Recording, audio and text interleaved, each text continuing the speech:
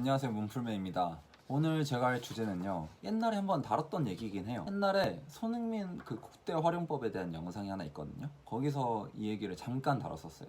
막 되게 길게 다뤘던 건 아니고 잠깐 다뤘었는데, 오늘 할 주제는 의도적 고립입니다. 이 의도적 고립이란 개념을 해외에서 따왔겠죠. 그러면 의도적 고립은 해석한 게 의도적 고립이라는 거겠죠. 그 의도적 고립이 영어로는 overload to isolate, isolate를 위해서 overload하다, 고립을 위해서 가중시키다, 이런 얘기예요. 그럼 우리 팀 한쪽 측면에 윙어 혹은 윙백이 있고 반대쪽 측면에 다른 선수들이 밀집돼서 이 한쪽 측면에 그 선수를 고립시키는 거죠, 의도적으로.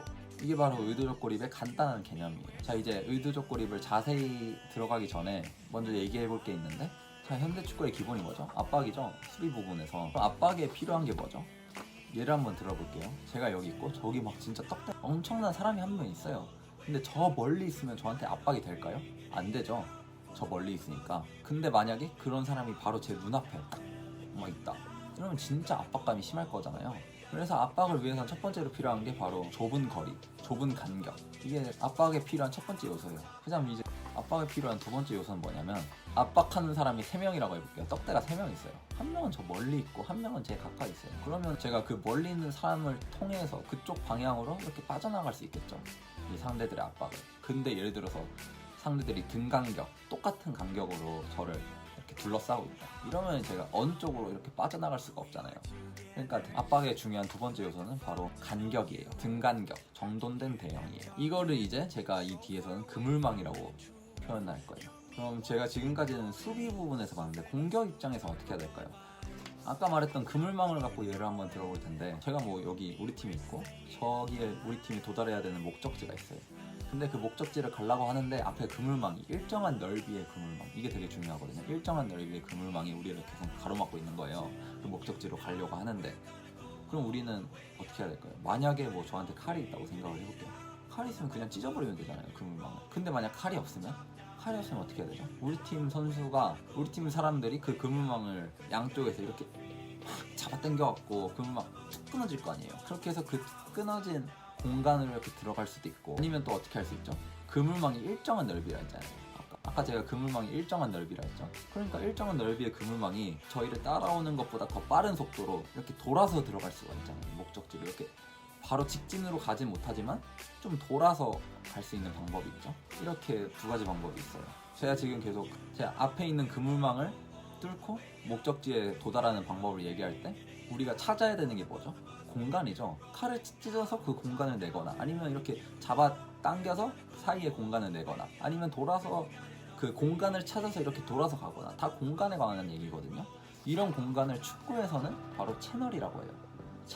채널에 대해서 간단히 얘기하고 하자면, 채널은 라인과 라인 사이, 아니면 수비와 수비 사이, 이런 사이사이 공간을 채널이라고 하거든요. 예를 들어 4사이를 생각하면 가장 최종 수비 라인인 4, 그리고 그 위에 미드필더 라인인 4, 그런 4, 4 사이의 공간을 실제로 호리존탈 채널이라고 하는데, 수평 채널, 그리고 이제 레프트백, 그리고 센터백 사이 공간, 이런 걸 또 버티컬 채널이라고, 수직 채널이라고 하는데, 이런 건 중요한 게 아니에요. 그냥 중요한 건 채널이다, 공간을 채널이라고 한다, 이런 게 중요한 거죠. 자, 이제 다시 의도적 고립에 대해서 다시 들어갈게요.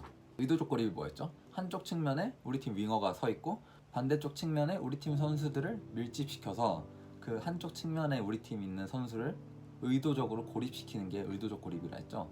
그럼 이런 상황이 어떻게 될까요? 상대팀 수비수 입장에서 상대팀 우리 윙어 쪽에 있는 풀백은 선택지가 두 가지가 있어요. 첫 번째로는 그 윙어를 가만히 놔둘 수 없으니까 그 윙어한테 붙어주는 경우. 그럼 이렇게 붙어주면 어떻게 될까요? 상대팀 나머지 선수들은 우리 팀 밀집된 공간에 공이 있으니까 그쪽에서 또 좁은 대형을 형성해야 되거든요. 그래서 그 풀백 쪽으로 같이 움직여주지 못하거든요. 그러면 이제 센터백과 풀백 사이에 채널이 발생하게 되죠. 풀백은 우리 팀 넓게 선 윙어한테 따라 붙어주고, 나머지 선수들은 계속 전돈된 대형을 형성해야 되니까 공이 있는 쪽에서.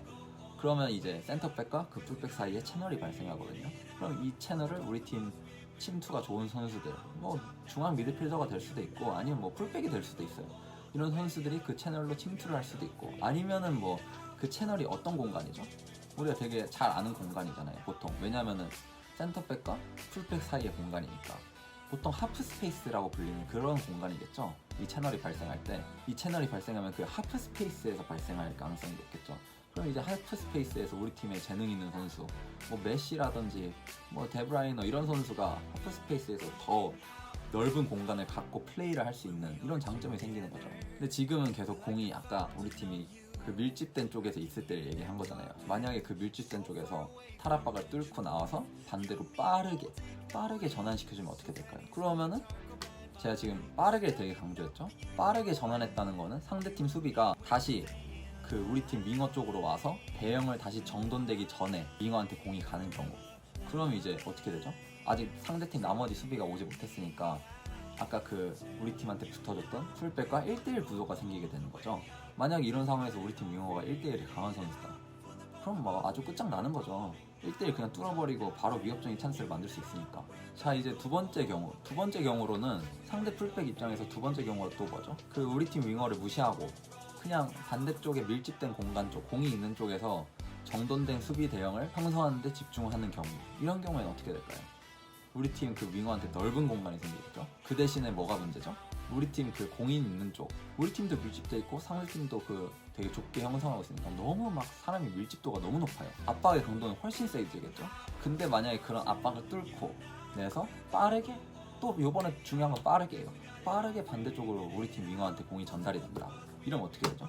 우리 팀 윙어한테 매우 넓은 공간이 선사되죠.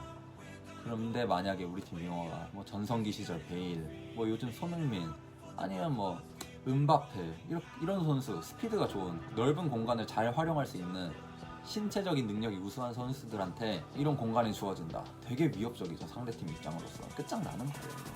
아까 제가 첫 번째 말했던 상대팀 풀백이 붙는 경우는 뭐죠? 이거 아까 그 그물망으로 생각하면 뭐죠? 양쪽을 잡아당겨서 그 툭 끊어져갖고 그 사이에 공간이 생기는 그거랑 똑같은 거예요. 그리고 요번에 상대팀이 대형을 유지하는 데 집중했다. 근데 우리 팀이 빠르게 반대로 전환해서 공간을 활용한다. 이건 뭐죠? 그 그물망을 돌아서 가는 거랑 똑같은 거잖아요. 지금까지 알아본 게 바로 의도적 고립에 대한 내용이에요. 이제 의도적 고립을 잘 활용하는 감독은 누가 있을까요? 바로 펩 과르디올라예요.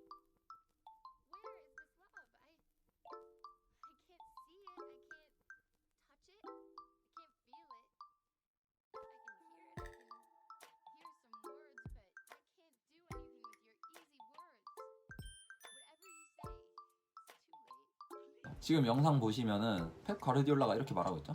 한쪽 측면에 모여, 그 다음에 상대팀이 와. 그럼 그때 빠르게 반대로 전환을 해. 이런 얘기를 하고 있잖아요. 이게 바로 의도적 고립에 대한 내용이고, 그래서 그 과르디올라가 감독으로 있는 지금 맨시티에서는 그 의도적 고립을 잘 사용하고 있겠죠. 뭐 사네라든지 스털링이라든지 맨시티 경기를 보면 되게 넓게 서 있어요. 그리고 뭐 또 다른 예시로는 아까 제가 말했죠, 손흥민. 토트넘도 이런 의도적 고립을 자주 사용해요. 왜냐면 손흥민처럼 넓은 공간이 주어졌을 때 치명적인 선수가 있으니까. 그리고 그런 넓은 공간으로 빠르게 전환해줄 수 있는 에릭센도 있고, 되게 토트넘도 의도적 고립을 잘 사용할 수 있는 팀이죠. 그리고 또 다른 예시는 뭐가 있냐면 바르셀로나는 그런 되게 밀집된 공간에서 탈압박을 해서 반대로 전환 패스를 넣어줄 수 있는 최고의 선수 메시가 있죠. 그리고 그런 공간을 잘 이용할 수 있는 알바가 있어요. 근데 바르셀로나는 이전과 좀 다른 게 뭐냐면, 이전 팀들은 의도적 고립이 되는 선수가 윙어였다면 바르셀로나는 윙백이라는 이런 차이가 있죠. 이게 세세하게 들어가면 좀 차이가 있는데, 그거는 다음번에 기회가 되면 거기에 대해서 얘기해 보도록 하고, 오늘 영상 여기까지고요. 오늘은 의도적 고립에 대해서 다시 한번 알아봤습니다. 뭐 잘 설명하려고 노력해봤는데 뭐 쉽게 이해됐나요? 아무튼 뭐 재밌게 보셨다면 좋아요와 구독 부탁드립니다. 감사합니다.